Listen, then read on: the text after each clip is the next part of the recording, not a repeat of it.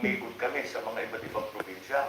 Yung mga ibang lugar nga, 95% ang damage. Talagang wala ka nang makitang nakatayo na bahay, wala ka nang nakikitang nakatayo na building, pati yung mga puno ay nakahiga na sa lakas ng hangin na dumaan.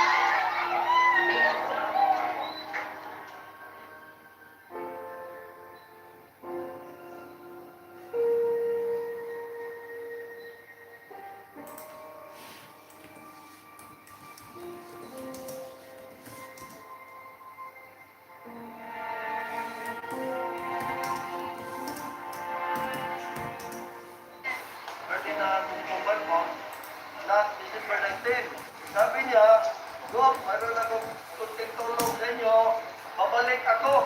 Dala akong tulong. Nandito na, bumalik talaga. Hindi lang ano.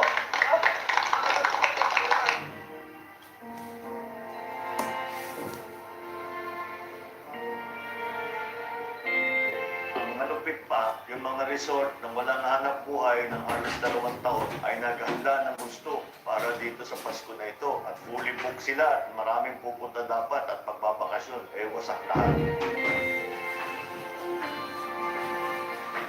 Sa awa ng Diyos, lumabas na naman ang magandang ugali ng Pilipino. Yung mga may-ari ng mga resort, ang ginawa na lang nila, pinamigay na lang nila yung kanilang mga staff na pagkain, na gamit, para naman yung mga nasa lanta ay mabigyan ng kaunting tulong. Kami naman sa unit team, nagkalap kami ng anumang tulong na makakalap mula sa aming mga supporter, maging sa aming mga headquarters sa mga iba't ibang lugar sa Pilipinas. Kahit nga yung mga lugar na naapektuhan, sila ay nakapag-mobilize pa rin kahit papaano. Umabot na ng halos 80 million pesos ang halaga na naipamahagi ng unit team para sa mga nabiktima ng bagyong Odette. Kahit na isipin natin malaking halaga yan, maliit pa yan kumpara sa mga pangangailangan ng mga nasa lanta. Pero yan ang klase ng tulong ng dadadala kapag tayo'y nagkakaisa.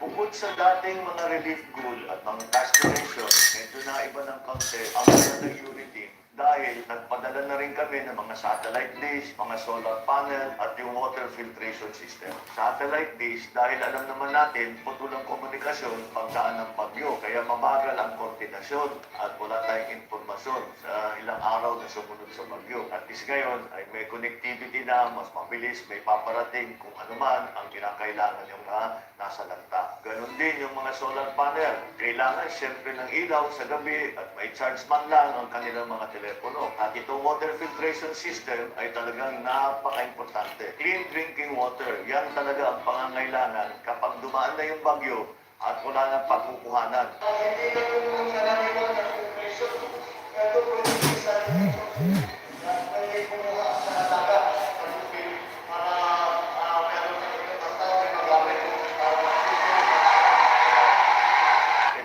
teknolohiyang ito, malaki ang pakinabang lalo na sa mga ganitong sakit. Sa tanan nga naagian ng mga lugar na naigo sa bagyong Odette, makalulukoy kayo sila pag-uabot mo nito. Nag-uwi ng Marites Sara, nilupad yun ang ang kaldero, nilupad ang sin. Pero diri sa inyohan sa Cebu, ang inyohan mainitong na pag-welcome taga-syagit na walay bagyo na makapili sa Bisaya.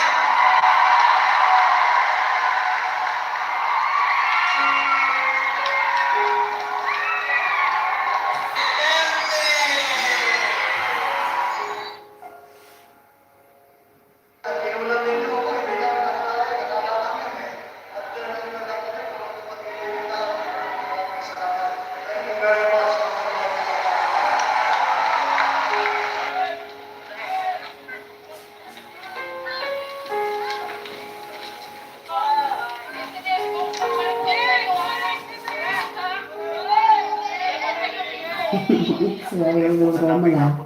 Yung Roma may parking. At nung nakita ko yung nangyari doon, ay naalala ko kaagad yung nangyari kay Yolanda. Kahit na itong hotel ay hindi kasing lakas ng Yolanda, yung damage ganun na rin at naubos talaga ang mga bahay ng mga tao, nasira yung kanilang mga negosyo, Ichiwat ikafraga? napakahirap ng kanilang kalagayan. Over the Dahil second naman, house in the maawa Philippines. mga tao. Ito yung pinagandaan nila Oba ng yun. Pasko. Ganito na lang ang kanilang pagdiriwang ng Pasko. That habagin so here habagin private hospitals Noong December 31, pinangako ko na magkaka-happy new year din tayo kahit na mapos po ng Enero, Pebrero pa. Naman second house in the May Philippine mir second previous second house and all doctors were in a previous second house and the public second house was gain equipment, gain good doctors, and that all amount. At gano'n pa rin kabait ang mga Pilipino. Kaya pa nilang umiti sa gitna nitong nangyari sa kanila.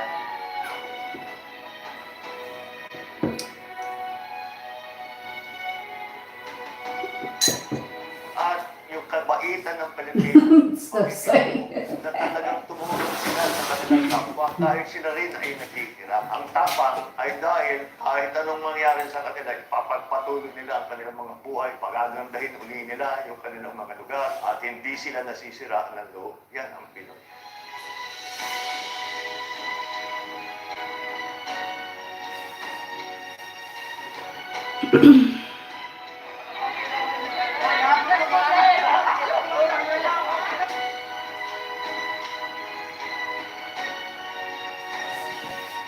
Sinalubong man ng pagsubok ang pagpasok ng bagong taon, natitiyak pong magtatagumpay tayo sa lahat ng ito. Meron ng mga lunas, meron na rin mga makabagong teknolohiya, pero ang mas importante sa lahat, meron pa tayong tibay ng loob, pagkakaisa at higit sa lahat ang pagmamahal sa kapwa Pilipino at sa bansang Pilipino. Itong mahalagang mga katangian ng Pilipino ang ating daladala na haharapin natin ng 2022. Ito ang mga patuloy na isusulong ng unit team namin, Mayor Inday, para nang sa ganun, sama-sama tayo mabangon.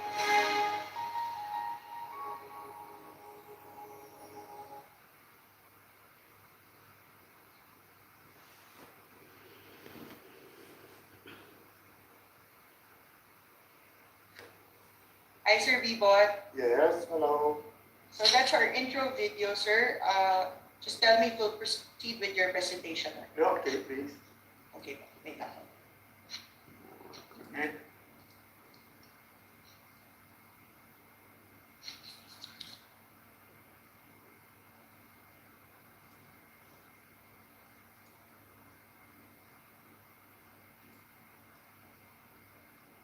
Okay, sir. Yes, hello everyone from Europe. I have a slide here that shows the link and the easy ways to help BBM in his campaign. You can go into his blog site at bbm.ph/blog and use this and pick up his blog sheet and share it among your group members. This site is where you can use this picture frame. You can put this in your Instagram, in your Facebook, and then put your photo around the ring. So indirectly, you are campaigning for BBM when other people see your profile pictures in the social media. This link, you can pick up the collateral designs, the t-shirts, the banners, the caps. So if you want to design the materials in your country, please use the official design in this link. Now, we have a program where we are requesting for people overseas, if they want to be official poll watchers, if they can please register in the site, bbm.ph.form. You just enter the comments and type your name and then there will be a series of questions, and then they will email you back. Then the Manila office will vet all the volunteers and check their background, and later on we'll get back to you as who will be able to volunteer as poll watcher per country.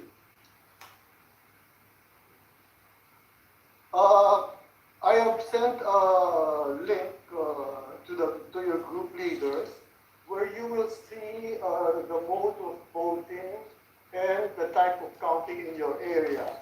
It is a very long link, but in general, voters in Barcelona, Madrid, Milan, the Vatican City, you have to personally go to the precinct, to the embassy, or to the consulate. Most of the counting will be done automatic electronic system. But in countries like Berlin, Brussels, Lisbon, The Hague, Vienna, Scandinavia, and Moscow, the counting will be manual. Please consult your embassy and consulate just to verify this information. And when it comes to the delay in voters' ballot being mailed, please be vigilant and follow up with your consul and say, we haven't received our ballot, etc. You are there to follow up for us. From this end, we cannot do anything. So please just keep consulting with your local embassies. Thank you. These are the official links of BBM, the bongbongmarcos.com, the Facebook, the YouTube, the Instagram, TikTok, Twitter, and the Viber. Please disseminate this to your family members because there's a lot of fake news going around. So just be careful and use this site. Now, just a reminder, again, I've told your group leaders last week, please, we have to be together in this campaign. We cannot be divisive among each other. There are groups who are fighting against each other. We have to work as one team in each country. This is the only way we can achieve the victory. And also follow your country rules and protocols. We have had cases already in Macau and the UAE where there were some arrests because they didn't follow the country rules.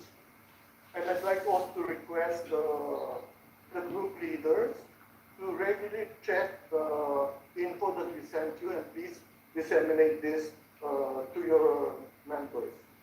The most important thing in this campaign is that we do not bash. Please avoid this because BBM is not the type of person to bash. It's very positive. If you are really forced to reply, if you really can't avoid, please reply in a very positive way. We have to be very positive and we really have to avoid bashing this because this creates a very negative impact in our campaign. And then, as I gave you the links earlier, please share those legitimate links and update your fellow members because she's of the fake site. And you're gathering the list of your members now. Please continue gathering your list of members. So later on, we will know how many of your members are registered voters. We will try to get a list of the registered voters from COMELEC as soon as we can. So you will know how much ground troops can really vote. Those who cannot vote, they can go and reach out to their family in the Philippines and campaign for BBM through their families. This is a sample of this is a sample of a fake blog. It really looks like a BBM blog, which was found by Bongbong of Italy. He sent this to us, and the Manila HQ checked And there was a guy who created this, and they were trying to investigate and track this guy down. We found his name, and we are stopping it. And if you find other fake news and blog, please relay to us. Sir, at this point, we'll show them a video Okay. of the warning with regards to scams. Yes, please. Okay.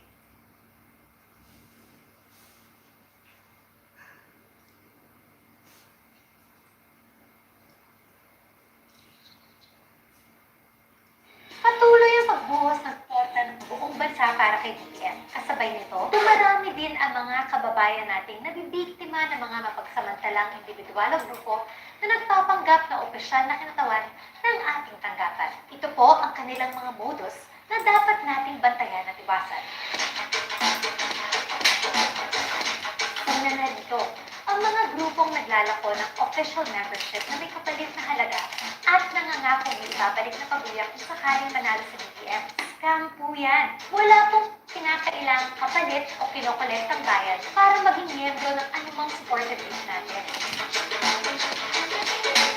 Lalo rin pong walang pinapangakong kabayaran ng salapi o titulo ng mga lupa na ibabahagi sa ating mga taga-suporta ang nag-uumapaw na suporta para kay BBM mula sa bawat sulok ng bansa ay sapat ng patunay na hindi kinakailangan ang anumang baluktot na pamamaraan upang makapaglunsad ng madinis na pangangampanya.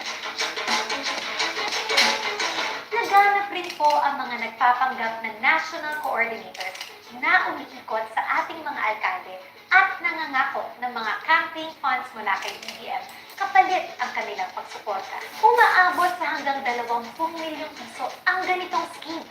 At para mas makatotohanan, ay kabilang pa sa kontrata ang porsyentong matatanggap ng national coordinator. Kung hindi susuriing mabuti, mukhang official ang mga forms na ito na meron pang patlang para sa medalya. Uli, scam po yan. Wala pong mga ganyang panukala ang pinapalabas ng tanggapan ni BBM. Mag-ingat rin po sa mga SMS o text blast na nagpapanggap na mula sa Team BBM. Marami na po ang mga nakakatanggap ng mensaheng sila raw ay nanalo sa isang raffle draw at pinapapunta sa aming tanggapan para kunin ang kanilang mga napanalunan na nagkakahalagang halos 500,000 piso. Naku! Scam po yan! Unang-una, ang mga patimpalak o kaya'y mga giveaways ni BBM sa social media ay hindi po namimigay ng mga salapi. Nagpo-post rin po si BBM sa kanyang social media kung sino ang mga nanalo sa mga contest. Kinokontak ng aming team ang mga nanalo, nakalakip rin ang link ng Facebook post ni BBM kung saan binabanggit ang pangalan nila bilang patunay na sila nga ay nanalo. Sa ganitong paraan, makakasiguro sila na tunay nga ang natanggap nilang mensahe. Sari-saring gimmick po ang lumalaganap dahil panahon na talaga ng kampanya. Kaya't maging mapagmatyag, maging alerto, at huwag basta-basta maniniwala sa mga modus na ito. Meron pong katumbas na parusa sa ating batas ang naghihintay para sa mga mapapatunayang gumagawa nito. Sakaling may katanungan po o reklamo, ipaalam agad sa amin sa info@bongbongmarcos.com. Laging tandaan, sa ating pagkakaisa, pagtutulungan at malasakit sa kapwa, sama-sama tayo pagbangon.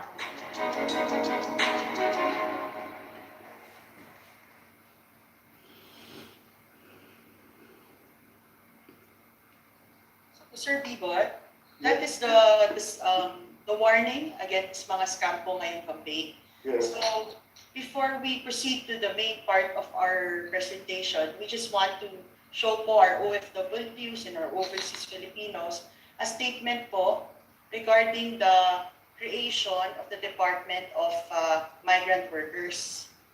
So, as everyone alam po naman ng lahat, na napirmahan na po yung batas creating the new department or what we call the Department of Migrant Workers. So this is the official statement of BBM on the creation of the Department of Migrant Workers. This new department serves as President Duterte's fulfillment of his promise to OFWs around the world and their families here at home for the sacrifices they have done for the country. After 4 decades of overseas employment, our modern-day heroes will now have their own home in the bureaucracy. Though our economic policy must remain focused on local job generation, we cannot prevent foreign employers from seeking out our workers. because they are truly the best in the world. Our OFWs have contributed significantly and consistently in keeping our economy afloat. Even though global crisis, when the country continued to thrive, even in supposed desperate times. Our OFWs are national treasures we need to take care of. They truly deserve to have their own department which will look after their unique needs. Mabuhay ang ating mga bagong bayani, mabuhay ang mga OFWs. So, Sir Biwa, that is the statement of BBM regarding the creation po ng bagong bahay ng ating po mga OFW sa ating po gobyerno, yung Department of Migrant Workers. We'd like to show you also more on the lighter side while waiting for BBM, a funnier video. Sige po, sir. Pakita po natin. I'm sure may mga naghahanap din po sa kanya.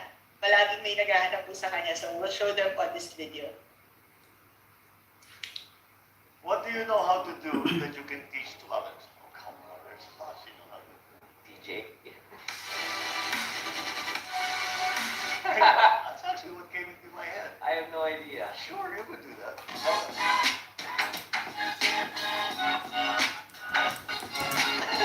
Ilan ang naging girlfriend mo? Inquiring minds want to know. I will verify if it's true or not. Kasi alam mo naman. Not all of them. Oh, now okay, this is good. No, not a lot. Five. Okay, 5? 5. Five. Okay, best friend. Sorry, TikTok. If you could choose a new name for yourself, what would it be and why? You already did choose a new name for me, technically. Why? Ferdinand Alexander became Sandro. Yes, but if you were to choose a new name, Bongbong. No. believe me, you don't. No, I don't know. What's your love language? Pakita ng pagmamahal. I think time, quality time. I think so. Ay, naku, ito susunod ko na. Hindi mo na kailangan sagutin to. Do you like my music? Okay, next. Hey, no, Oh. hindi yan totoo ah. Oh, I bakit? like your music. Really? You just don't like mine. I can appreciate your music, but which is okay, you'll come around soon enough. I'll see that. How do you like to be comforted when you are sad or upset? With food. Yeah, I'll attest to that. When have you felt the most challenged? Running for Congress. Takes the cake. Sa buhay mo yun na yung pinaka... Yep.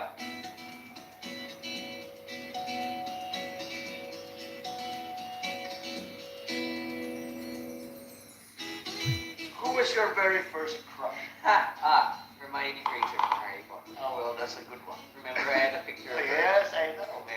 Yeah. What's a value that you're unwilling to compromise? Transparency. Really? Okay. What's your earliest childhood memory? I have two. One, nung bata ako, bawal ako kumain ng tsokolate At saka candy. at candy. Oh. At tinanong ko sa akin Oh. kung kumain ako. Yeah, kumain ako ng tsokolate. I said no. Caught me lying and then had to explain to me what a lie was. That was my first memory. My second one was, I'll never forget this. Same thing, bawal pa rin mag-tsokolate, bawal mag-candy. The first time I remember my mama Melody coming to the house, Oh, yeah. nagdala siya ng sako, as in sacks and sacks of chocolate and candy. Tapos ang galing tatay ko na tumitin. Wala akong Walang masabi. Kami tawa ng tawa. I remember that. Nag-usap kami, pinuntahan ko yung mother ko after. And of course, my mom Melody knew that we weren't allowed. Pero wala pa kaya Yeah, but I explained it to her. Ganito. Sabi ko, ma'am naman yung rules nila, hindi sila pwede magmamang matatamis kasi yung pwede ko, wala yung tawag nila. Ano ang hinahanap mo sa isang babae? Evidence, strength, That's a very high, mahirap matupad lang. approval ng nanay. Okay, so yun na lang.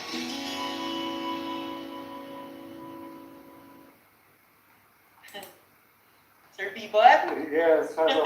Yeah, that's a little funny. We'd like to call on Alvaro. Alvaro, are you in? Hi, Alvaro. How are you? We can't hear you. Can you unmute Alvaro? Can you hear me now? Yes. Hello, good morning. Hello to everybody. It's due to Alvaro, yung gwapo nating campaign manager sa Spanya. He lives in Madrid and he's Pinoy. Hello to everybody. How are you doing? Oh. Thank you for attending this meeting. He's the one helping organize groups in Madrid. So Alvaro, can you tell us something what happened in Madrid? You've had several rallies there. Yes, we had a couple of rallies over here with local supporters, which went very well. And well, and we're very happy with the acceptance we're having. And thanks to Albert Adat, helped us a lot also. Yeah. We had a couple of meetings, and everybody is very keen in supporting Uncle Bong's campaign. Okay, good. And then are there any other plans in Spain, but given the COVID situation there? And if I'm not mistaken, we're having another big meeting in March, which is organized, I think, by Albert also. Okay. And we'll all get together and campaign for Uncle Bong. Okay, great. We're still waiting for BBM to come, and maybe we can. Someone is raising Sir. the hand. Sir, Yeah. Yeah. BBM is about to enter the room, sir. Okay. Arvin, yeah. Alvaro and Alvaro, you introduced BBM when he comes in. Yes, of course. We'll start now. Arvin, on your, Okay, well. you'll see him on screen once he's ready. There. There you are. Hello, Uncle Bong, how are you? Hello. Hey, Alvaro! So good to see you. How's everything? Everything's good, everything's good, thank you. Good to see you, good to see you. Thank you very much. Good to see you too, you're looking very good, very presidential. It's all in the makeup. Uncle Bong, thank you very much for finding time to meet with all of us. I know you have a very tight schedule, you always make time for everybody. And it's an honor for all of us to be here sharing this time with you. Thank you, Alvaro. It's my pleasure. It's always many of the people that are joining us are people I know and I haven't seen for a very long time. You included. So I'd like to just greet everyone. So hello to everyone, and a quick thank you for all that you have been doing to help the campaign, even from very far away, halfway around the world. So maraming salamat. What you are doing has become very important, simply because, like, not only in the Philippines, not only in faraway places, but here in the Philippines, because of the COVID, sometimes it's hard for us, the candidates, to go around. And so it is those of you who are already there, who we need to count on to spread the message, and hope that people take our message and support us in this campaign. So thank you very much for being there for Inday, Sara, and myself. Thank you very much for working for what I believe is a very important cause, and that is the unity of our country. Thank you, and thank you for joining us this afternoon. Oh, not this afternoon, I'm sorry. This morning for most of you. Thank you, Uncle Bong. Thank you very much. I think we have a couple of questions, if I'm not mistaken. Gloria Balingayan from the UK, I think, wants to ask a question.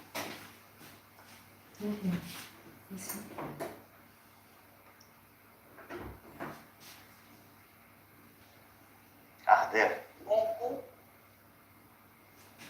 Can you hear me, sir? Yes, I can. Do you remember me? Yes, I do.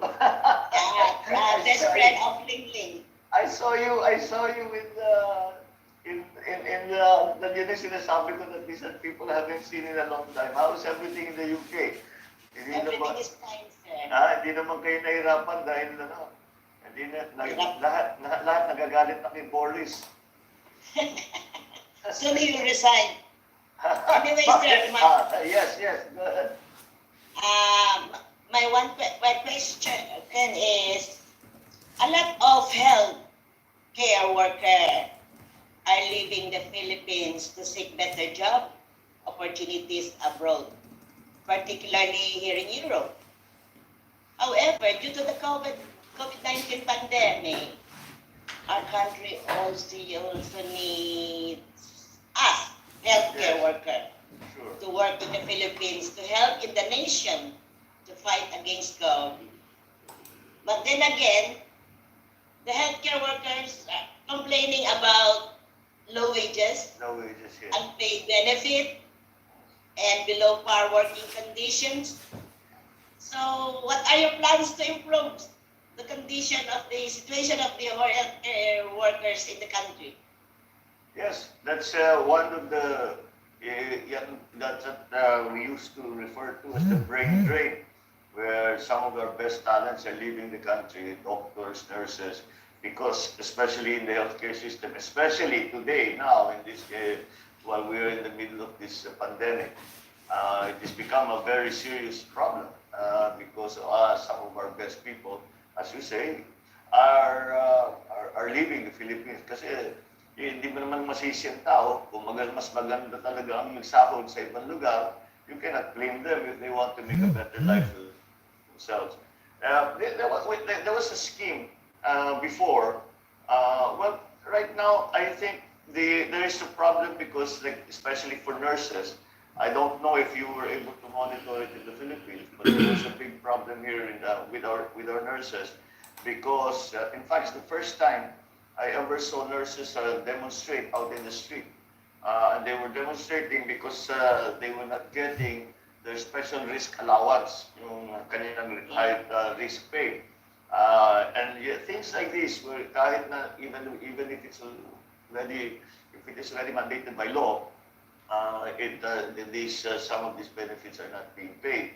So that's the first step. I mean, give what our frontliners, what our nurses, what our doctors, our med techs can do, deserve.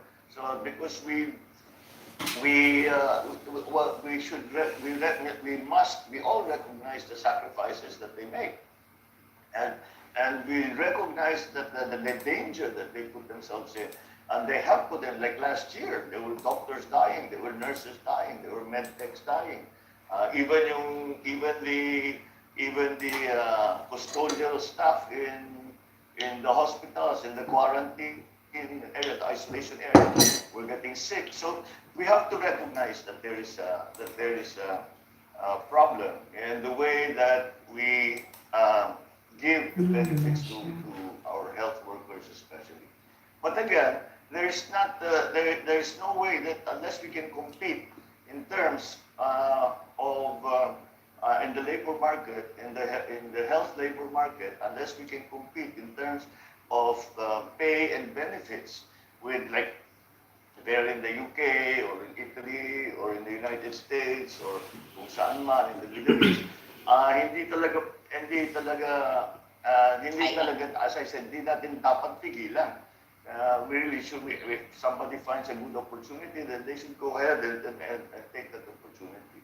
One of the solutions that we have, that we tried before, which worked rather well, was to provide scholarships for healthcare workers. And the scholarships, the payback of the student, and then eventually the nurse or the health doctor, is to first, before they go abroad or before they go anywhere, they work 3 years here in the Philippines. And they get sent to the rural areas where we do not have much doctors and we do not have much nurses. And after that, they are free to pursue their own career. But I think that's a way where we can guarantee that we have a pool of competent and experienced and talented healthcare workers. That is one of the solutions. But unless, and that is something that we can do until we can compete And I think I don't think we can do that because maybe in the private hospitals, pwede sila mag-compete, pero sa mga public health facilities, talagang mahinang sweldo. And I know, because when I was governor, I know how much we were giving as basic pay to our doctors in our hospital. And it wasn't, talagang kung titingnan mo siguro, yung doktor na medyo senior, mga $2,000 equivalent. Ang starting pay sa US, entry level, $5,000 kaagad. So, malayo talaga tayo, mahirap mag-compete. Siguro para maiwan dito ang ating mga healthcare workers so that they can do the work that we need from them, then I think that is a scheme that we can follow. Is that we provide scholarships and ask those scholars after they've graduated to stay for 3 years in the Philippines and be assigned to whatever place, wherever they are needed. And after that, they choose to stay, then that's fine. But if they find a better opportunity, then we do not hold them back. But at least we have a pool of well-trained healthcare workers here in the Philippines. Thank you. Thank you. Thank you. Alvaro? Yes, I think we have also a question from Rene Caprel from Italy.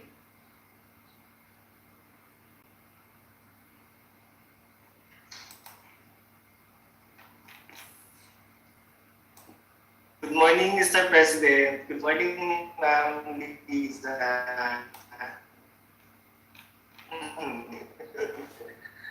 Yeah, Lisa, so good to see you. Half of the groups and leaders and BBM Headquarters, Italy.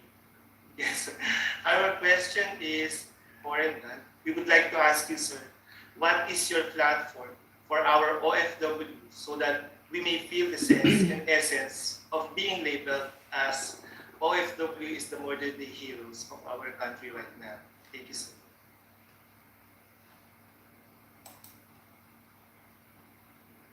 I think we have made a big step for migrant workers because now we have the Department of Migrant Workers, and that's I think a very good development. Matagal na natin sinasabi, we've been talking about it maybe since the beginning of the century, talking about migrant workers and how we can help them further. Dahil ngayon, the problem is that when, let's say, one of our OFWs are in trouble or need help or want legal advice, whatever it is, they go to the DFA, they go to the embassy, they go to the consulate. But in reality, DFA has no budget for those things. DFA has only budget for the diplomatic work that they do. So ang ginagawa na lang ng mga tiga embassy ay kung saan na lang kumukuha ng pondo, kung saan lang papatulong, kukuha sila sa DOH, kukuha ng tulong sa DOH, sa DOJ, sa DOH, kung saan na lang, baka sakali lang pwedeng makatulong. Ngayon, with the Secretary and the Department of Migrant Workers, then that is going to be institutionalized. We no longer have to do this ad hoc arrangement. The ad hoc arrangement that we are Long time no see.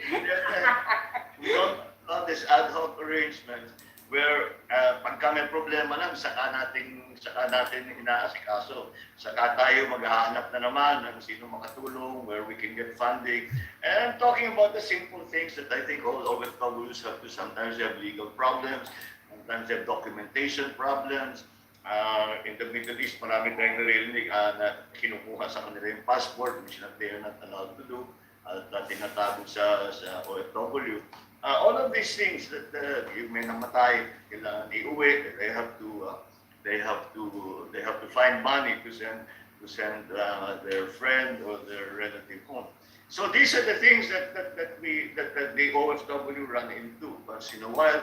And we don't really have a system to take care of that. Nandyan ang OWA, nandyan ang DOLE, pero hindi specific sa OFW at saka walang talagang sistema na walang ginagawa kundi OFW. Now, with the formation of the Department of Migrant Workers, ang ipopropose ko nga about embassy, kung may military attaché, dapat meron din tayong OFW attaché or labor attaché para lahat ng problema ng OFWs, ng mga Filipino nationals in a certain place, they can go to that person, the attaché, the labor attaché, and they can ask for help.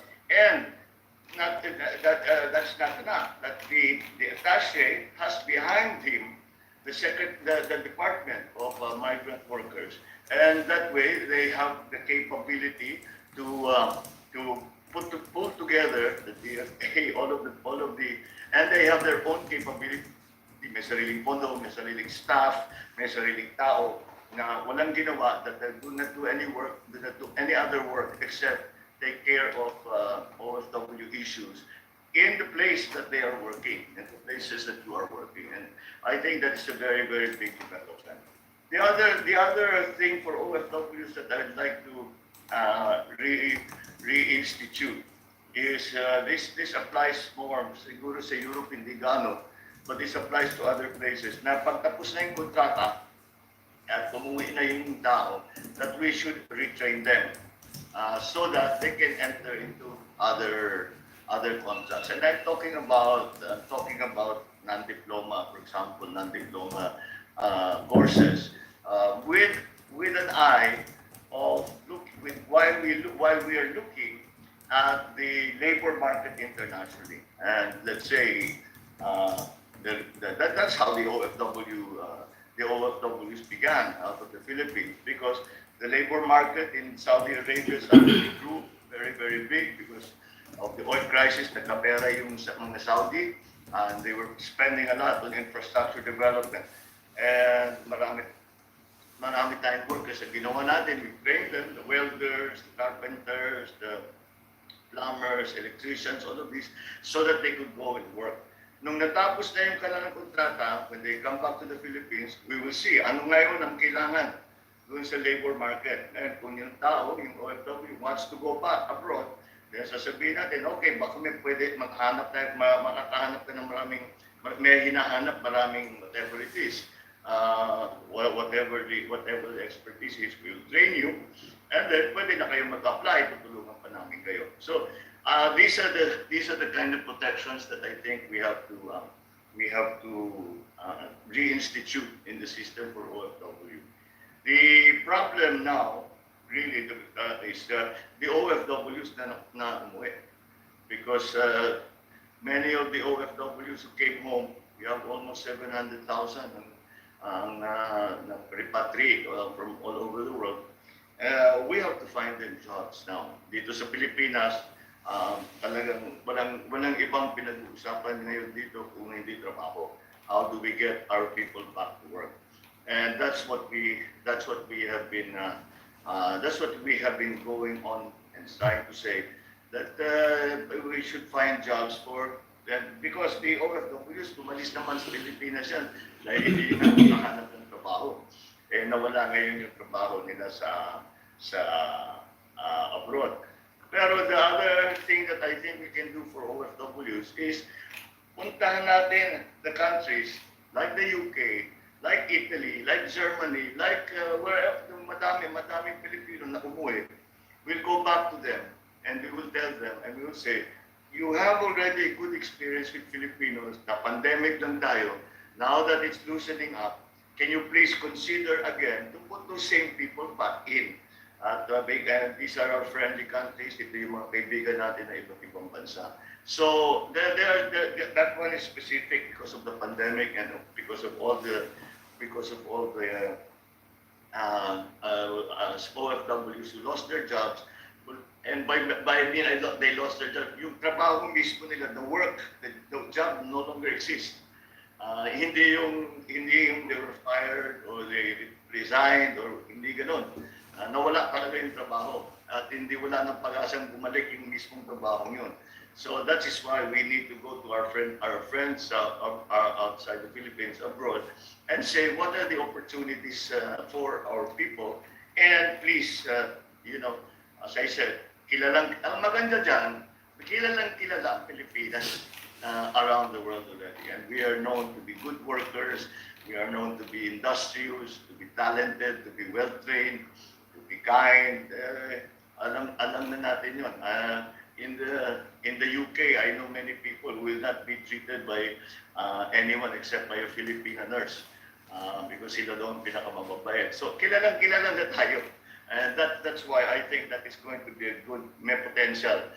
We have that has a potential that we can take advantage of. So those are the a few elements. Balik tayo, we ask our friends. We retrain the people who have come back. We find jobs for the OFWs who have come here, and we organize properly. Kasi yung department ng OFW ng migrant workers hindi pa nabubuo. Let us organize it properly para talagang makatulong. Thank you, sir. Okay. Thank you very much for your intervention again, Uncle Bong. The next question is for Mr. Albert Alap.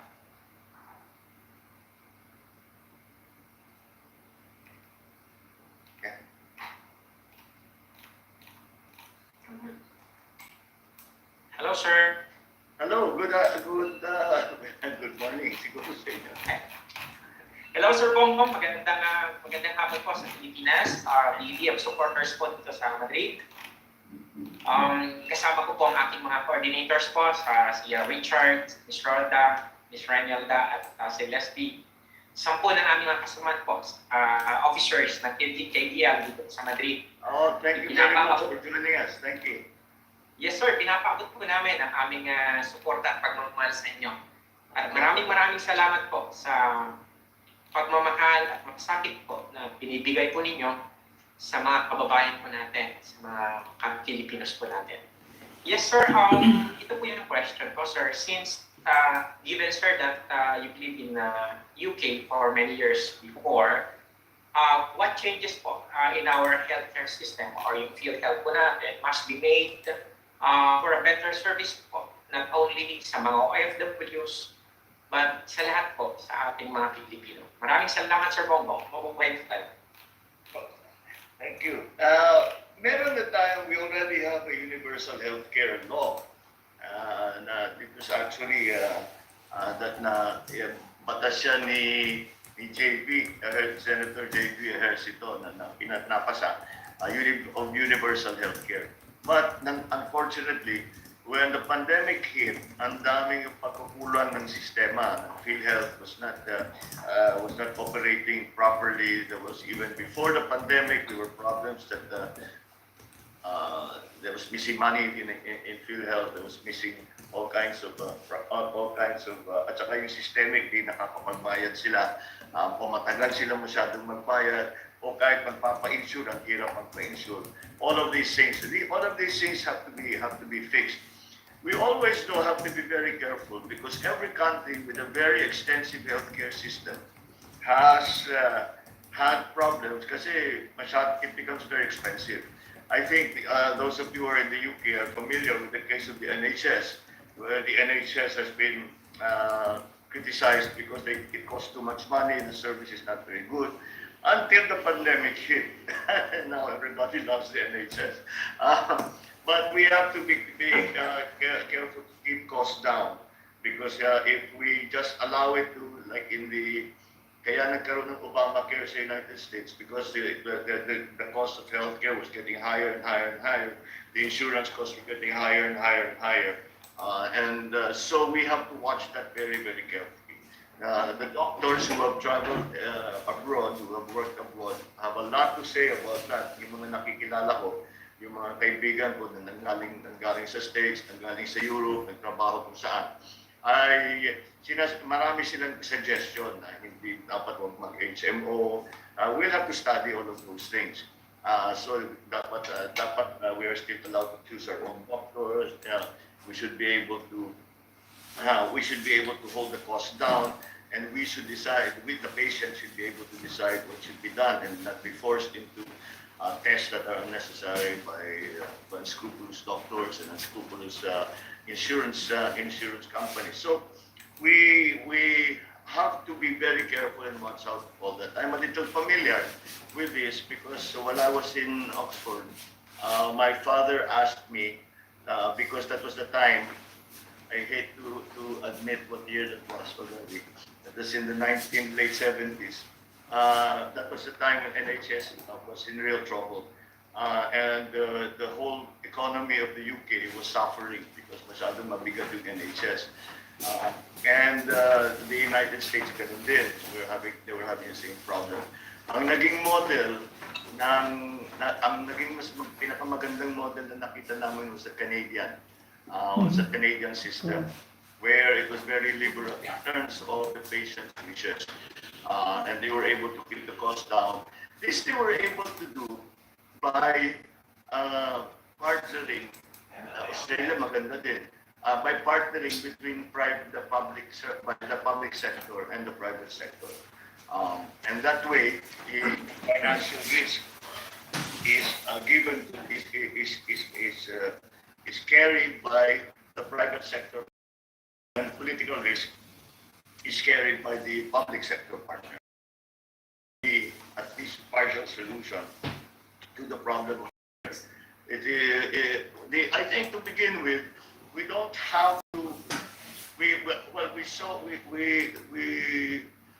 We saw that we have to do many things because of the pandemic. The pandemic showed us many weaknesses in the system, and we have to anyway.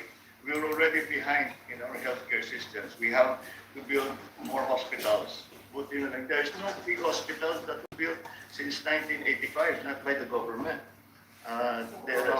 So that's why we have buti na lang, we already had the big hospitals that were built in the 80s, yung Children's Hospital, yung Kidney Center, yung Lung Center, yung Heart Center, all of these, we were able to use them during the pandemic, and thank God that they were there. But still, it wasn't enough anymore dahil ang dami ng Pilipino. So that was that's a lesson that we learned. Ayusin natin yung mga malalaking ospital. But I think more importantly is that we will, instead of having the big hospitals na kailangan puntahan ng tao, we should have what we call here in the Philippines RHUs, Rural Health Units. RHU.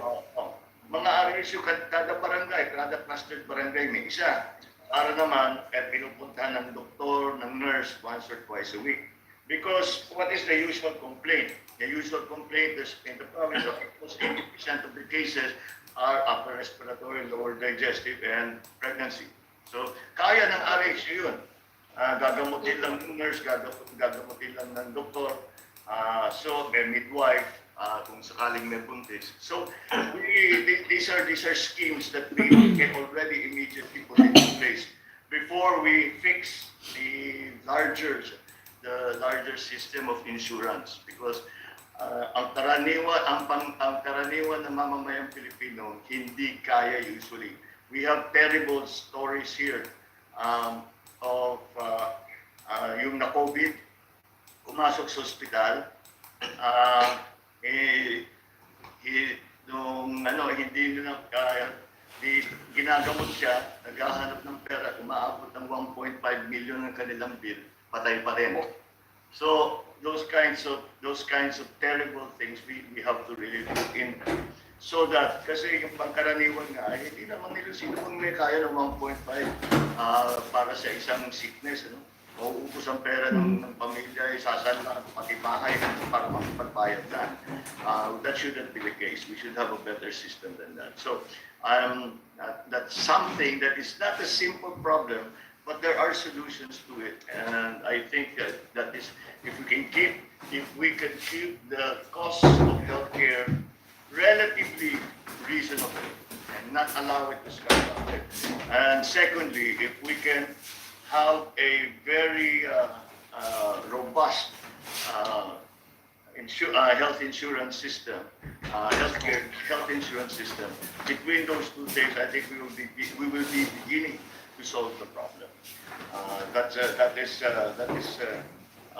something that we should have done a long time ago. Pero ngayon lang natin, ngayon lang kasi na-COVID nga lahat. Siyempre, kitang-kita lahat ng kakulangan natin. So, yes, those are the immediate things I think that we can do. The long term is fix the insurance. Pero hindi, ngayon, anong problema yan? I remember when I was in the UK, when I was studying, talaga naman yung NHS, kaya naman nalugi yung gobyerno. I remember everything was 10p.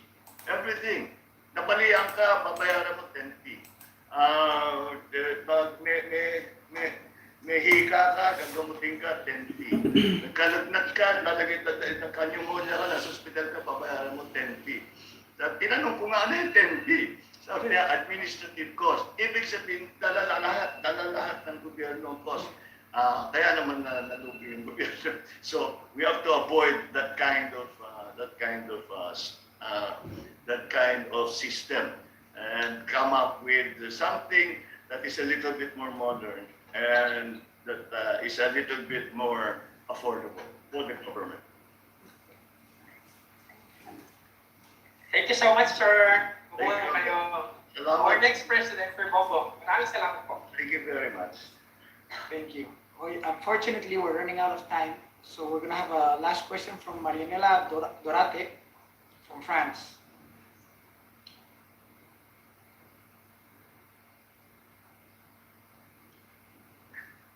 Bonjour. Bonjour. Comment ça va? Bonjour, sir. Bonjour from Bagong Bayani ng Mama Moran France Association at KBM France po, sir. Oh, Sir, my Sir dear. BBM, bago po ako magtanong, sir, I will take this opportunity to express how grateful I am to finally talk to you, sir, kahit sa Zoom lang muna. And to express how much I admire you po. Dahil gwapo po kayo, sir. Gwapong-gwapo kayo talaga. Yeah. Pwede ba sasabihin ko yan sa anak ko, kasi kala niya mas maganda lalaki na si Sandro. Ay, sir, hindi, sir. May naghahanap sa kanya. Sir, charisma pa lang, sir. Panalo ka, sir. Thank you.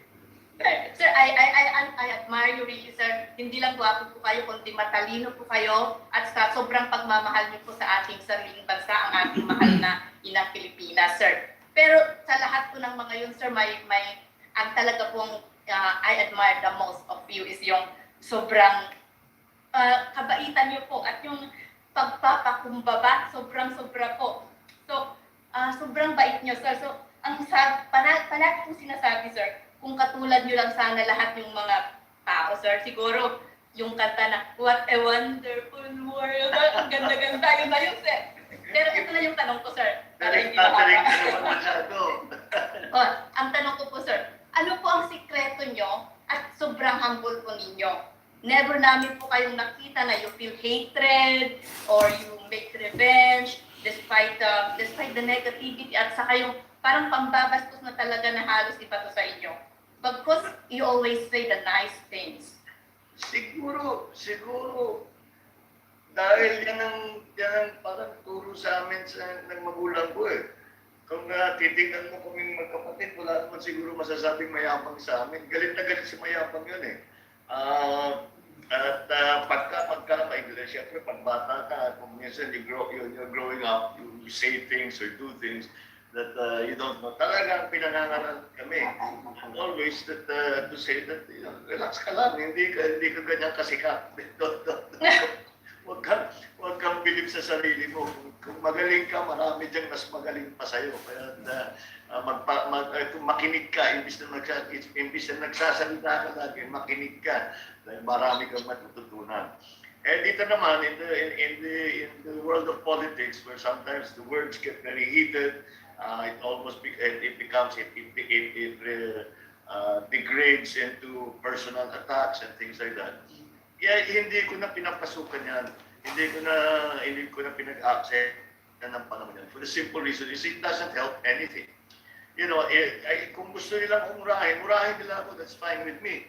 But kung sumagot ako, meron ba akong natulungan? May gumanda ba may buhay ba ng Pilipino na mas maginhawa? meron pa tayong nagawa ng magandang programa dahil nag-away-away kami. You know, there's nothing comes out of this kind of personal attacks, this kind of political attacks, you know. Politika hindi mo naman maiwasan. You cannot avoid that. Especially now, we're in the middle of a campaign and palapit tayo sa eleksyon. Talagang maririnig natin yung mga magbibitaw na ng mga masasakit na salita, ng mga maiinit na salita. But my tendency is after the election, tapos na yan, na-decide na, nagsalita na yung tao. Huwag na tayo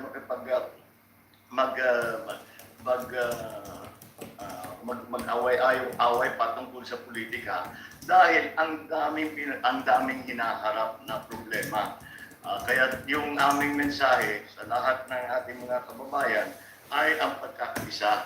Dahil walang kahit isang tao, kahit isang organisasyon, kahit na isang na lugar o kahit NGO, kahit gobyerno, kahit korporasyon, kung nag-iisa lang, wala masyadong magagawa kahit napakasipag at napakagaling. Kaya kailangan lahat ng kakayahan ng Pilipino ipagsama-sama natin, ipagbuklod-buklod natin, put it together.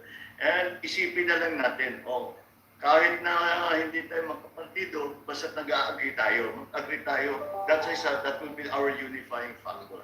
Mag-agree tayo, we will rally behind the Filipino flag, and we will do everything to help make the life of Filipinos better. Ngayon, kung magkasundo tayo, magkasanayan tayo dyan sa pag-iisip na yan, kahit saan ka nang galing, kahit kinabala ninyo ako sa politika noon, basta tapat kayong tumulong sa Pilipino, magkaibigan tayo, magkasama tayo. Salamat po, sir. Salamat po. Thank you. Merci beaucoup. Merci bien. Thank you everybody for your intervention and for your questions, and thank you Uncle Bong for making time for all of us. And I would like to ask you if you have any closing remarks or anything you would like to add. Well, I would just like to add one thing. I'd like to say thank you to you all for your continuing support. Nagpapahayag kayo ng suporta sa amin ni Mayor Sara. And I thank you for the work that I hope that you will continue to do. At hanggang tayo'y magtagumpay. At ang tagumpay na ating pinag-usapan ay hindi lamang ang tagumpay sa halalan sa darating na Mayo, kung hindi ang tagumpay ng ating kilusan ng pagkakaisa. Na masasabi natin, one day, masasabi natin yung ating sinimulaan na kamit na natin, na ipinagkaisa natin ang sambayan ng Pilipino. Maraming salamat sa inyo lahat. Thank you all very much for joining us today. Thank you very much for all that you have done and will do. And I hope to see you soon. So baka next time makapagbiyahe na kami, magkita na lang tayo. Maraming salamat sa inyo. Well, I just want to thank you for your time. I know your schedule is very busy, but thank you very much on behalf of everyone who joined us all the way from Russia. Who joined us. Yeah. So you're very admired, and everyone's looking forward to our victory in Europe. Thank you. Sir, request lang po ng ating pong mga kasamahan sa Europe. Isa po daw virtual photo op, sir. Pagtaturn daw po sila ng video. Tapos mamaya po daw, sir, mag-hi din po daw sila sa inyo. Kaya unmute natin yung microphone. So, picture lang po muna tayo lahat. Okay? Smile everybody. Smile po. Okay, lilipat po natin si BBM sa susunod. Marvin, go ahead. Ayan na po. Turn on po your videos.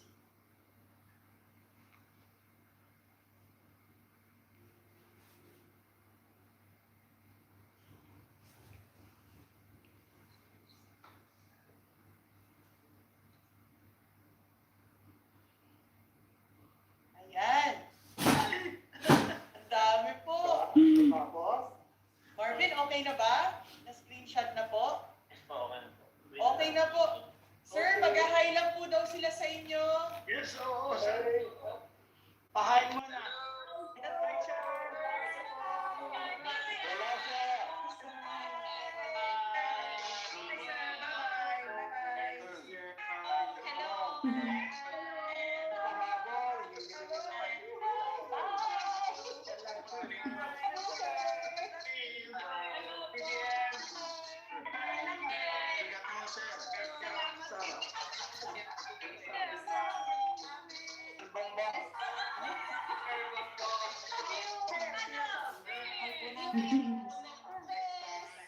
Next president. Marius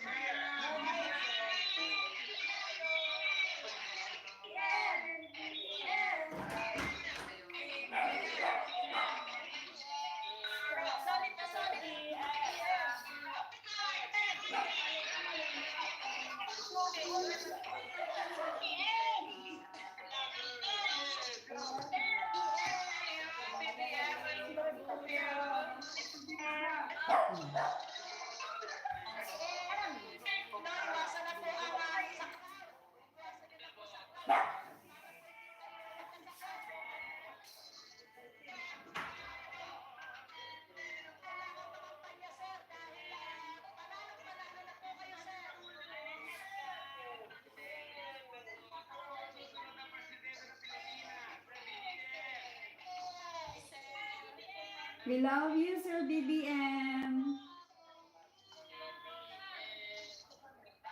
So, dito na po natatapos ang aming Zoom with BBM. And, na-starstruck po si Lola Mels kasi nalimutan ko na rin iayos yung aking video para makafocus ako doon sa screen kasi nagwe-wait ako na akala ko medyo matagal pa kasi yung tatagal pa ng konti, isa-isa muna nilang ipakikita sa screen pero hindi na po nangyari yun. Yun, nagulat na lang ako. Tapos na pala.